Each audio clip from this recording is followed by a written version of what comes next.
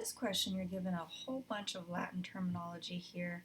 And when you do see these kinds of scientific terminology on the SAT, don't have to freak out. A lot of times you really don't need to know every single thing that's being communicated, but just be able to pick out what it is that's important in the question. So in this question, where are we asked about? So this is a very typical kind of question type where they give you the hypothesis or the guess or theory that the scientists are coming up with, and then they're asking you to provide that support that's going to back up their hypothesis. So here, if we just do a quick scan for that word hypothesis, actually pops up right here. So you can scan through this kind of stuff, but really what's important to focus on, and it's always kind of good to identify which part of the passage you want to focus on, but here it's going to be this area here. So what is the hypothesis? Hypothesis says that the plants are going to be dissolving the underlying rock with acids. So you're not going to understand everything that's going on, but really just take it for granted what's going on and go by what they're saying. And over here we have a two-pronged effect. The first effect is that they're creating channels. And then the second one is that the growth is releasing phosphates, which is just a chemical. So with the process of elimination, you want to go ahead and take a bird's eye view of the answer choices and pick out the two worst answer choices.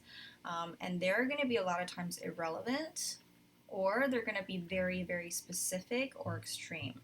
Now, anytime you have math terminology, you have dollar signs, you have proper nouns such as names, those are going to be really good candidates for first round crossouts. So over here I'm seeing other species. So that's a really, really good candidate for round one crossout because it's irrelevant. And then also in my scanning, I'm seeing this word proportions here, which is a very mathematical terminology. So when I look at what's important in the passage, we're really not talking about proportions or anything like that. So I'm going to go ahead and set A and B as my round one crossouts. And in round two, these guys are kind of similar, so we have to be a little careful here. But C is saying that they're going to be carving these entries into the rocks even when they're already cracks.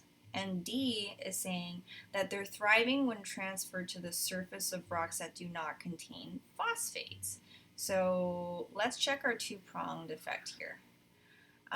So if these guys are actually carving points into the rocks when they're already cracks, it must mean that there's some other reason that they're carving the cracks. And we already know that the other reason is phosphate. So that is a pretty good candidate so far. D doesn't really make a whole lot of sense because it doesn't really say anything about channels. It just says that, well, they're thriving even when they do not have phosphates, but that doesn't really fully match with what we're looking at here in this area. So answer is going to be C.